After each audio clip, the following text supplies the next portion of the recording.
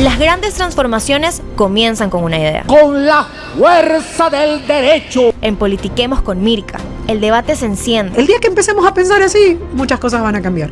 La memoria se honra, la acción se exige y el futuro se construye.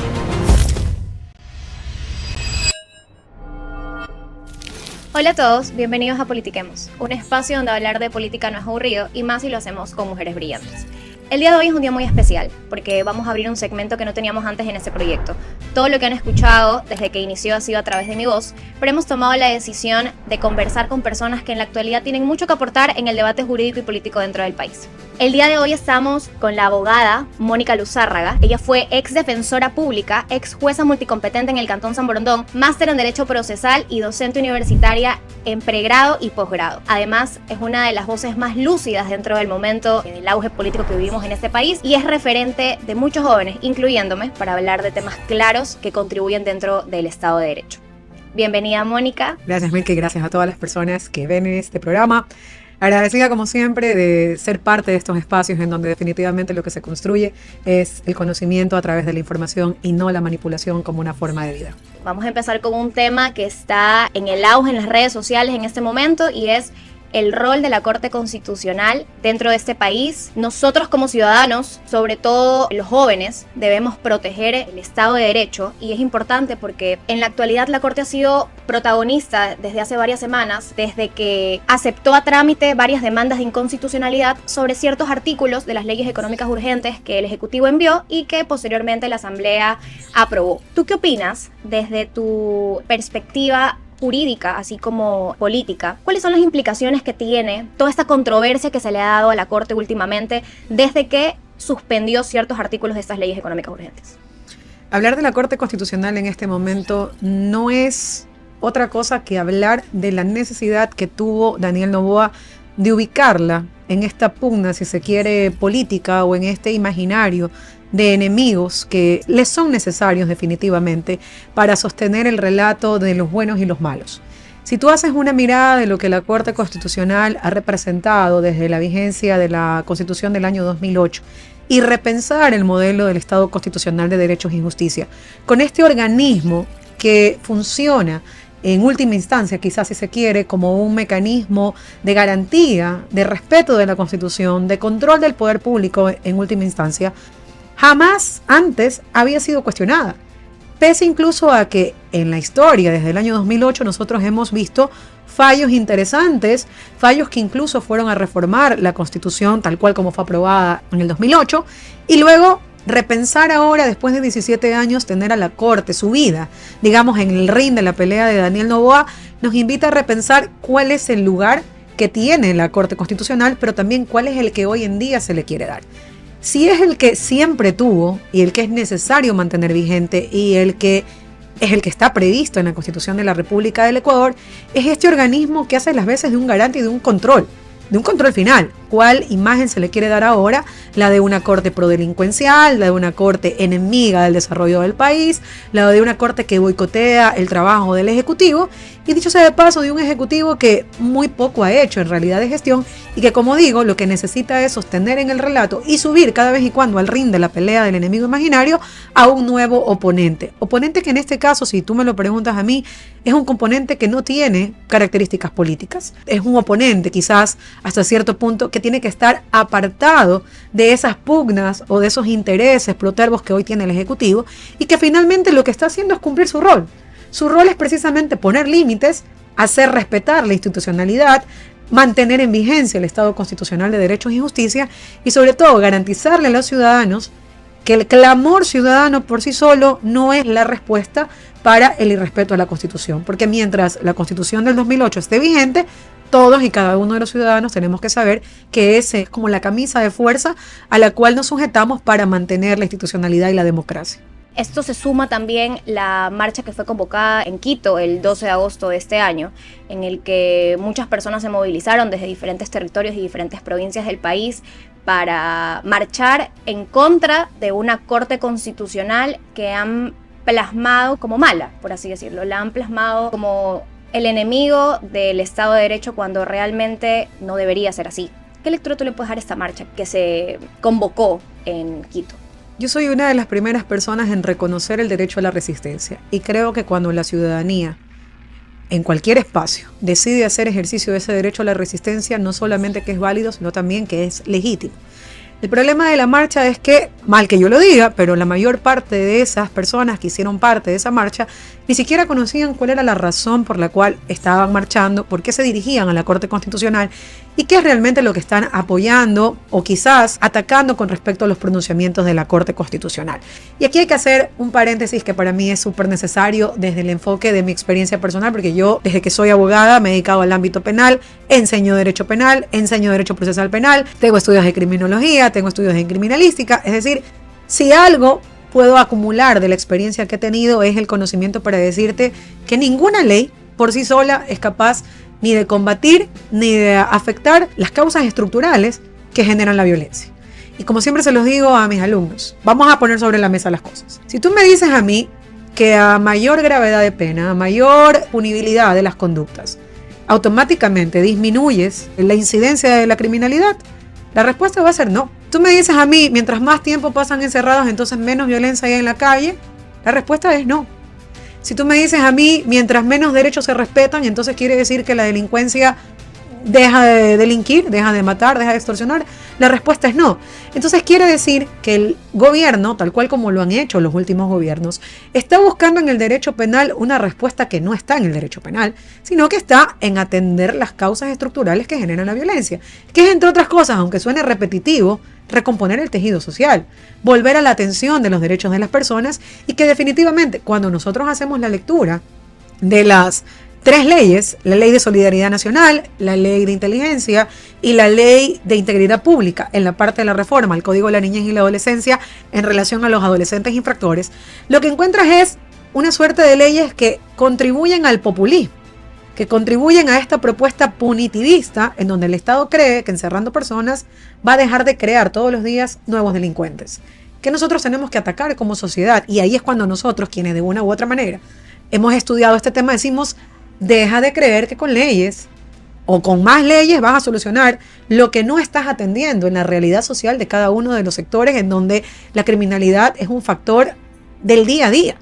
Entonces, el hecho de que la Corte se haya pronunciado o el que la Corte haya suspendido los efectos, y bien lo dijo el juez Alí Lozada Prado, no nace de una decisión de la Corte. La Corte no se levanta un día y dice: voy a pensar que esta ley es inconstitucional. No, hay un clamor ciudadano de otra parte de la población que reconoce que es un retroceso esas normas, que reconoce que son violatorias de derechos humanos, que reconoce además que son violaciones flagrantes a lo que establece la Constitución hoy en día, y que además observa una serie de tratados y pronunciamientos de la Corte Interamericana de Derechos Humanos que parece que quienes hicieron las leyes no los conocen. Y eso es grave, porque se supone que la gente que está en la Asamblea Nacional por lo menos tiene que tener un mínimo de conocimiento de cuál es el marco normativo que lo regula. Y aquí viene el análisis, ¿no? Si a mí me contratan para gerenciar una empresa o ser parte de una empresa, lo primero que yo tengo que pedir es a ver cuál es el reglamento interno, cuáles son las normas de la empresa. Pero si yo voy a legislar y no sé ni siquiera cuál es el marco normativo y cuál es el límite de mis actuaciones, entonces ¿sobre qué quiero legislar? Lo vas a hacer mal, y cuando lo haces mal, la única consecuencia es la inconstitucionalidad, es la expulsión del ordenamiento jurídico. ¿Quieren que las leyes pasen? Háganlas bien. Llamen a debate plural. Convoquen a la población a debatir leyes, pero desde la naturaleza de esas leyes y no como imposiciones, no para sumar a la población al relato que es el único relato que les sirve. Ustedes son los malos, nosotros somos los buenos. Eso necesitan los gobiernos autoritarios, mi querida Milka.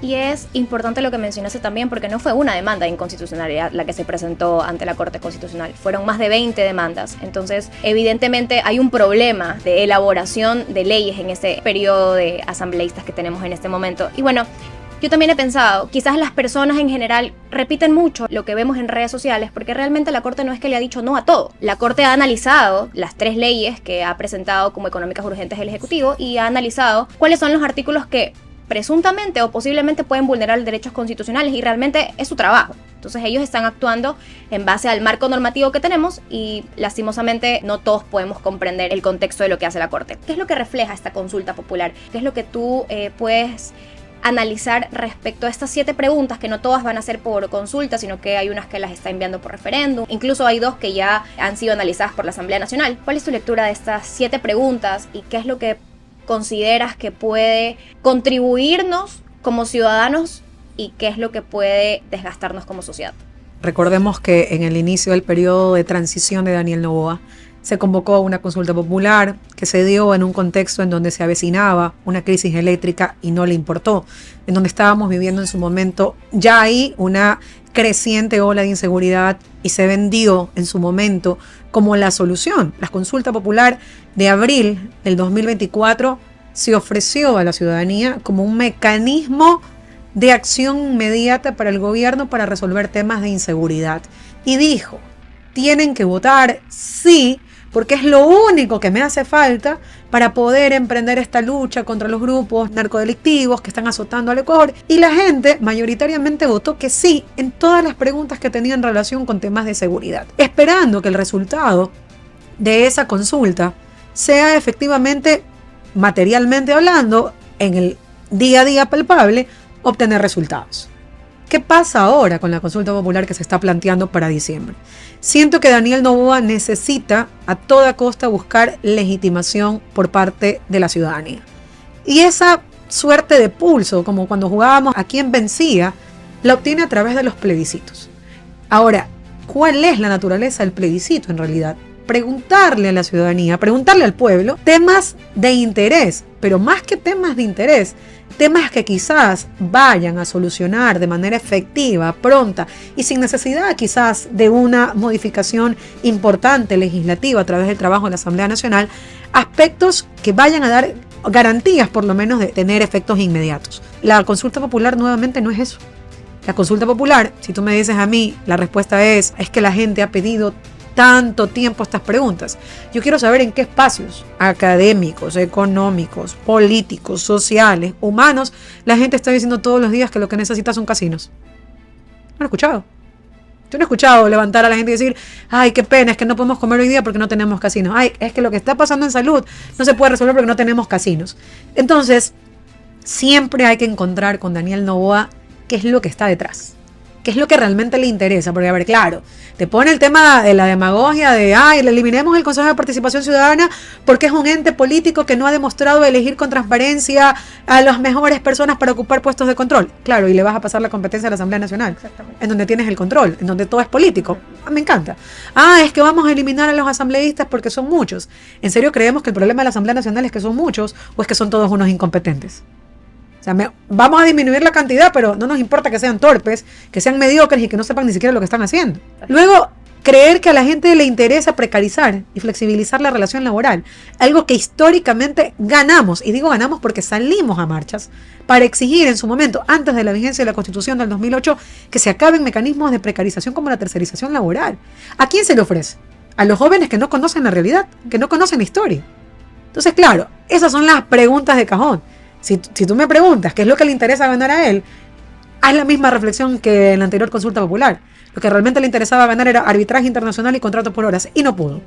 ¿Qué le interesa ahora? Ganar contrato por horas y ganar casinos. ¿Por qué? Porque ambas benefician a su grupo económico. Entonces, ¿le está preguntando realmente a la gente cosas que le interesan a la gente? ¿O le está preguntando a la gente cosas que le interesan a su grupo económico? Que le interesan a él y a la élite del Ecuador. Entonces, acá no hay un mecanismo realmente ni de democracia, ni que el pueblo es el soberano, no. Porque mientras las preguntas estén destinadas a resolver tu vida y no la vida de los ecuatorianos, entonces tenemos graves y serios problemas con respecto a la democracia. Hablando justamente de la pregunta de reducir los asambleístas que tenemos actualmente, la pregunta va bastante enfocada en reducir casi un 50% de la cantidad de asambleístas que tenemos en este momento en el legislativo. Entonces es importante plantear que quizás el ejecutivo lo que trata de comunicar es que menos es más, y que reduciendo quizás ese presupuesto de la asamblea que se le paga a tantos asambleístas, pueden utilizar ese presupuesto para hacer otro tipo de obras u otro tipo de inversiones dentro del país. Sin embargo, hay muchas críticas en base a esta pregunta, porque reducir el número de curules puede significar también una posterior reducción de comunicación a las provincias más pequeñas, porque si tenemos un cierto número de asambleístas en este momento es porque el legislativo trata de acaparar cada rincón de este país, para que nadie quede, por así decirlo, en indefensión, para que todos los grupos minoritarios tengan una voz que pueda hablar por ellos dentro de la asamblea. Entonces es importante que también sepamos qué implica en nuestro sistema democrático reducir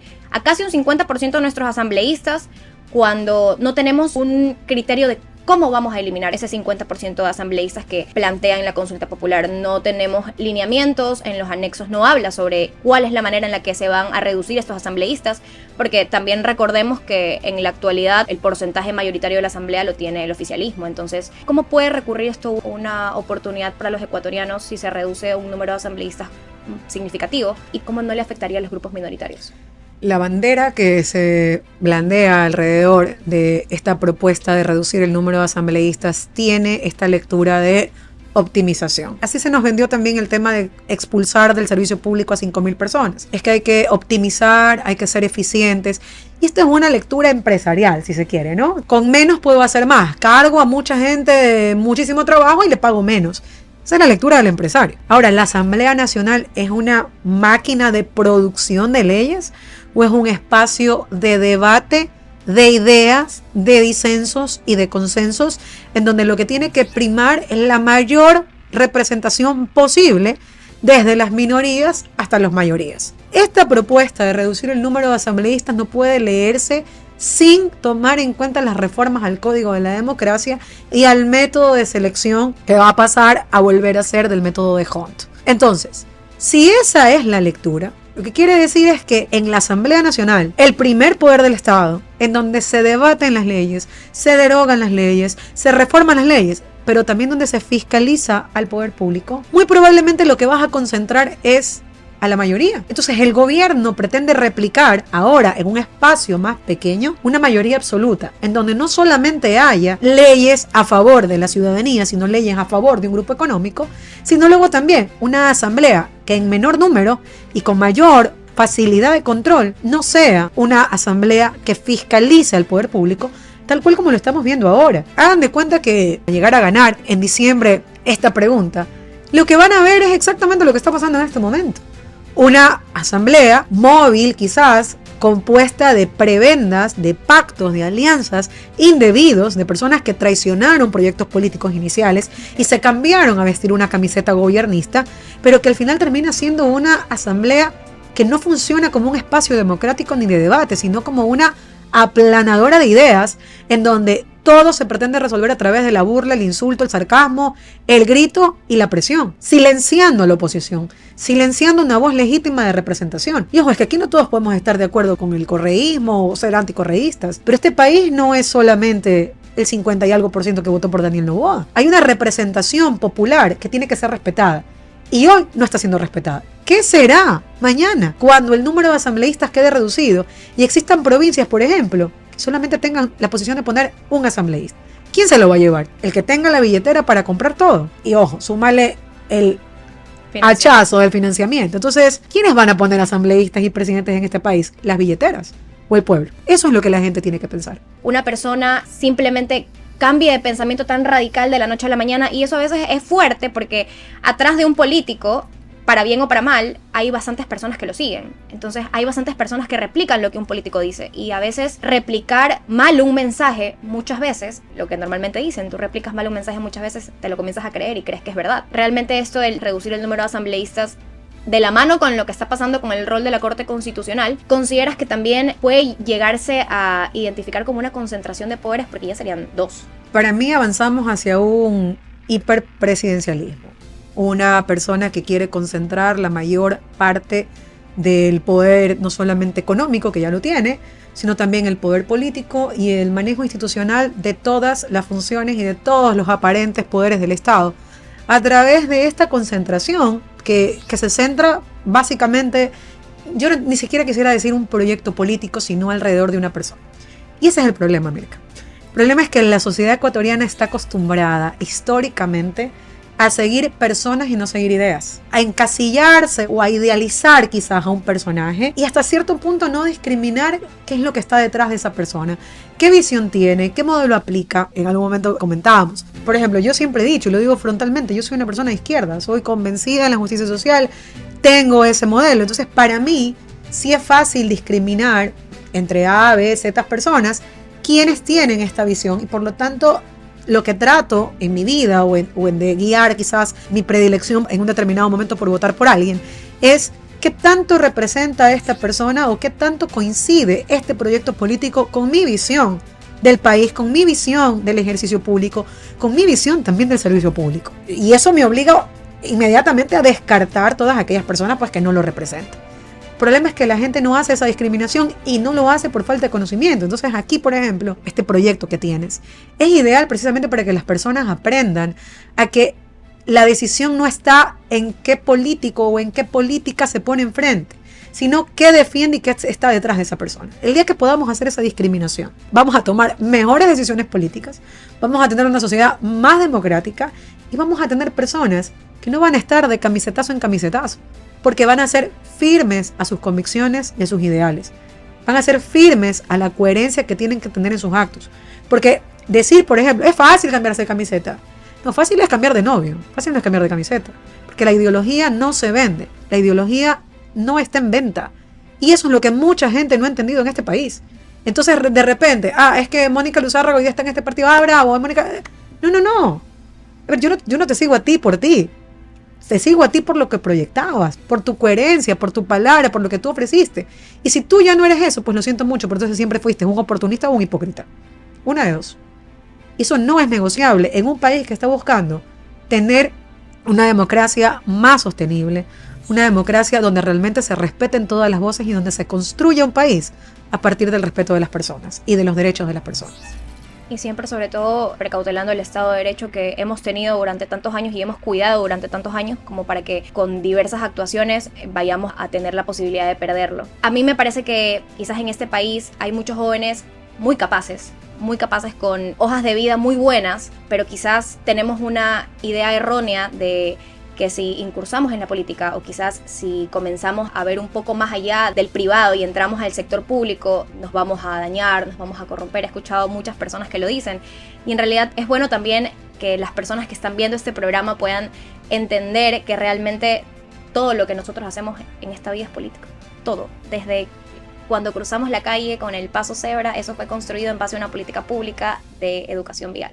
Ahora, pasando un poco de la consulta popular, quisiera preguntarte también cuál es su lectura de esta política internacional que nos está mostrando el presidente Daniel Noboa. Por ejemplo, estamos viendo un presidente Daniel Noboa que tiene una gira internacional bastante amplia. Él trata de firmar acuerdos bilaterales, acuerdos de comercios e internacionales con diferentes países. Por ejemplo, hace poco estuvo en Brasil firmando acuerdos con Lula da Silva, un presidente que no se iguala en nada a una ideología de la que él ha tratado de plantearnos a nosotros en este país. Estuvo en Argentina con Milei, Javier Milei, que es un presidente de derecha radical, una persona que tampoco comparte ideologías con lo que tenemos en este gobierno con el presidente Daniel Noboa. ¿Qué opinas de esta política internacional que trata de compartir Daniel Noboa con sus ciudadanos, con nosotros los ecuatorianos?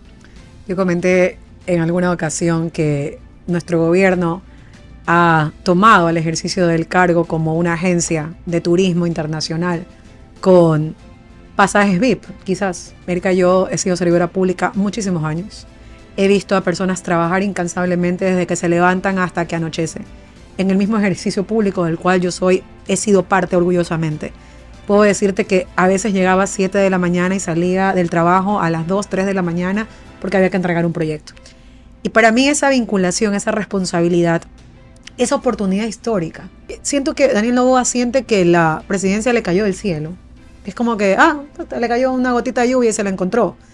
Y es no sentirse comprometido a ser una persona presente en este país. A liderar y tomar con sus propias manos las riendas de un país que se está desmoronando. Y aquí es cuando viene la pregunta, pero la gente dice, bueno, pero y es que si está haciendo cosas por fuera, no las puede delegar. O sea, es necesario que él haya hecho 23 giras fuera del país, solo laborales, luego agrégales las personales, y que su presencia en este país sea prácticamente una presencia de visitas, que incluso cuando está acá, no está. No habla, no comunica, no diligencia, no se lo ve presente. Entonces, realmente, ¿quién está gobernando este país? ¿En manos de quién están las riendas de la administración pública? Para guiar, para cerciorarse, para liderar, para supervisar la tarea de los ministros, por ejemplo. Hablamos del caso Progen. El caso Progen fue un escándalo desde que empezó. Y Daniel Noboa mudo. No hay un pronunciamiento que diga quién estuvo supervisando la crisis energética que nos tuvo 14 horas sin luz. eso responde mucho a tu falta no solamente de visión, sino a tu falta de cercanía, tu falta de empatía. Si luego te preguntas cuáles son los resultados palpables de tanta gira, de tanto viaje, de todo el turismo mundial que ha hecho, para cosas tan irrelevantes para el país como asistir a un funeral de un papa, asistir a la designación de otro papa.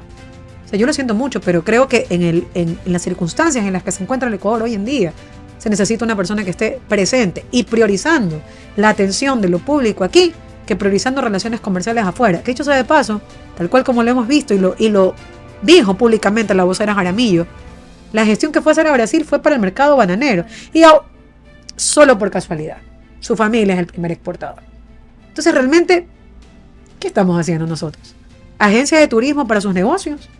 ¿O realmente hay una visión de país y una cercanía y una necesidad real de solucionar las cosas de este país? Y tú lo dices muy bien. Mientras aquí no se soluciona el tema de la inseguridad, este país no será atractivo para nadie. Solamente sabes para quién. Para quienes están dispuestos a venir a robar y extraer los recursos naturales de este país. Porque con ellos los negocios son redondos. Entonces, ¿para qué estamos trabajando? ¿Para qué se está viendo este país? ¿Cómo nos ve él a nosotros? ¿Como el saquito del cual tiene que robarse todo? ¿O para un país al que tiene que dedicarse y al que tiene que darle su tiempo, pero sobre todo su, en teoría, capacidad para sacarlo del hoyo donde está? Eso no se ve. Entonces, si me preguntas cuál es la lectura es la de un niño empedernido al que el puesto de presidente le quedó grande y que prefiere estar afuera paseando que estar aquí en su país dando la cara. Y de hecho eso también tiene bastante relación con que él no da muchas entrevistas dentro de este país a los propios medios nacionales, y lo vimos hace poco en un medio argentino, con una presentadora argentina, en un medio digital que se llama Clarín. Ya, él en ese medio le hicieron algunas consultas y él se identificó abiertamente por primera vez dentro de tanto tiempo desde que inició su mandato como un socialdemócrata. Su ideología va enfocada en lo socialdemócrata, más que todo porque como estaba en un medio argentino, Argentina con Milei es una ideología completamente diferente, pero él especificó que en temas de salud y educación él se siente identificado como un socialdemócrata. ¿Tú qué opinas de este posicionamiento que él se ha dado en este medio digital? Porque es una entrevista que ha sido bastante viralizada en los últimos días. Habló no solamente de su ideología, sino también sembró una brecha muy fuerte entre el Venezuela, la oposición en este momento, que es el correísmo, la Revolución Ciudadana. Topó varios temas, pero en temas de seguridad y lo que pasa realmente en el país no dijo mucho. ¿Qué opinas de ese posicionamiento? Dijo que 9 de cada 10 personas que mueren en este país son delincuentes. A ver, yo no entiendo por qué no habla aquí. De hecho, ¿por qué no habla? Cada vez que habla, demuestra lo que es en realidad, que es un mentiroso contumaz. Entonces, esto de proyectarte como socialdemócrata te lleva obligatoriamente a ver cuáles son los países en donde la socialdemocracia está vigente. Entonces, los países donde la socialdemocracia está vigente son Suecia, Finlandia, Noruega. Yo sí quiero pensar si en Finlandia la gente hace cola por paracetamol. Si en Finlandia o en Noruega o en Suecia la gente se muere a las puertas de un hospital. Yo no sé si en Finlandia los niños estudian en tierra, no tienen pupitres, no tienen maestros. A ver, es fácil salir a hablar lo primero que te salga de la boca, pero otra cosa es contrastar y otra cosa evidentemente es buscar etiquetarte porque no quieres reconocer al final que lo que eres es un neoliberal, igual o peor que Milei. Con menos facilidad de palabra, por supuesto que sí, pero sigue siendo un neoliberal. ¿Qué es lo que está pasando en este país? Este país no tiene una socialdemocracia y él no es un socialdemócrata. Porque primero es una persona que busca la concentración de poder. Es una persona que está priorizando los privilegios de unos pocos en destrucción de los derechos de muchos. Y eso no es una socialdemocracia. No respeta los límites democráticos de este país. Un presidente que convoca a la población a oponerse a una corte constitucional porque no le gustó que le suspendieran unos artículos, eso no es un demócrata.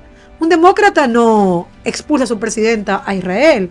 Un demócrata no saca a sus contrincantes utilizando los organismos de control. Un demócrata no persigue a los opositores ni los manda a espiar ni infiltrar. Eso no es un demócrata, y menos un socialdemócrata. Entonces, caer en el juego de él es que, ¿y sabes por qué lo dice?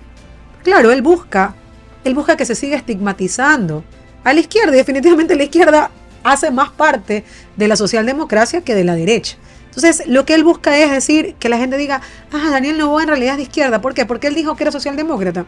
Perdónenme, pero busquemos en el mundo cuáles son los modelos socialdemócratas para entender que todo lo que pasa en este país es todo menos una socialdemocracia. Lo que estamos viviendo nosotros hoy en día, aunque él no lo reconozca, es la aplicación de la receta del Fondo Monetario Internacional. Y cuando la gente comprenda qué significa aplicar en un país la receta del Fondo Monetario Internacional, los vamos a obligar necesariamente a ver Haití. Eso es el neoliberalismo. Destrucción del Estado, destrucción de las instituciones, concentración de poder, mayor pobreza, más inseguridad, más criminalidad, destrucción de toda la institucionalidad del Estado.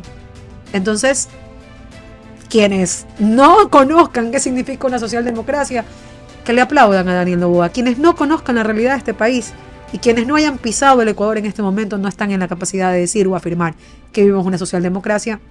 Vivimos el modelo económico y político impuesto por las élites. Eso es lo que vivimos.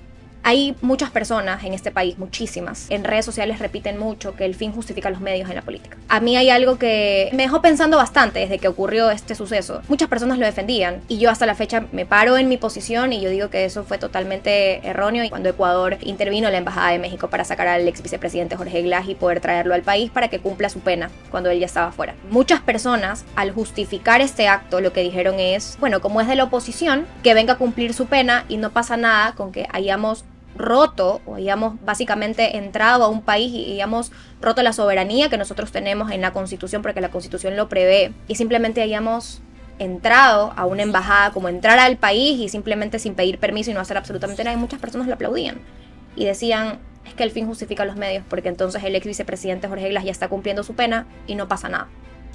¿Tú qué opinas de este el bien justifica los medios?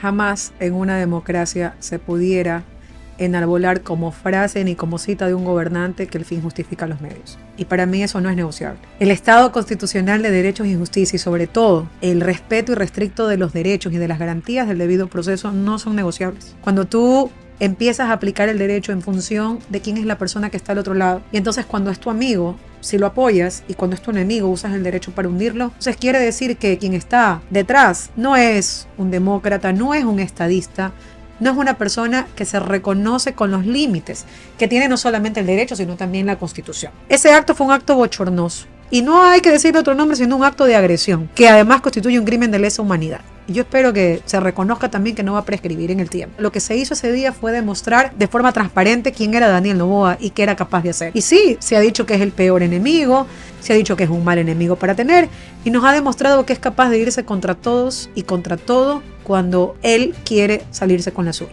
Que no es otra cosa que la visión del capricho. O sea, hasta le podemos meter un poco de psicología y estudiamos cuál es la psiquis de una persona que ha crecido con todos los privilegios, al que nunca se le ha dicho que no, y que entonces entiende que el Estado o que el gobierno es simplemente una extensión de su empresa familiar y que él no tiene límites, él no tiene jefes, él no tiene por qué respetar absolutamente nada. Ese día se marcó y se puso en evidencia quién era. Y esos que tú dices, Mirka, que aplaudieron ese día, que no solamente que aplaudieron, sino que guardaron silencio o dijeron, está bien, porque México no tuvo que, y respetando todo el ordenamiento jurídico y el derecho internacional, hoy son voces que dicen, no se le puede permitir ya tanto abuso. ¿Por qué se lo permitiste antes? ¿Por qué callaste antes? Porque era el opositor, porque era tu enemigo. Y ahí viene la objetividad. Nosotros no somos sino lo que hacemos con nuestros enemigos. Si nosotros somos capaces de respetar todo porque son nuestros enemigos, entonces ¿qué clase de personas somos?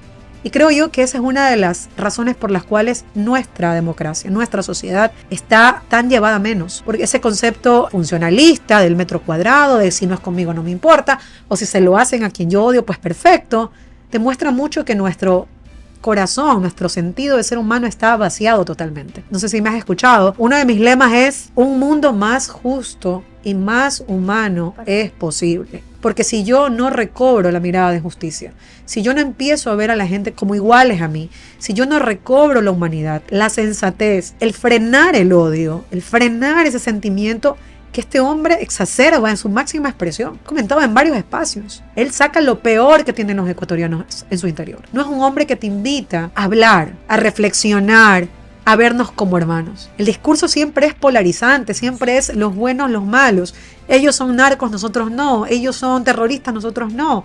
Yo sí pido que la gente empiece a verse desde la óptica de yo no le hago a otro que no quiero que me hagan a mí. Si yo quiero que mañana me respeten, yo tengo que empezar a exigir que hoy, sea quien sea, yo respete sus derechos. Si no, esto va a irse a un despeñadero. Y creo yo, sin temor a decirlo, que es un concepto global de deshumanización, en donde la gente solo mira en su bienestar y por no velar por el otro, ese abandono de las luchas colectivas es la que les hace abandonar los principios.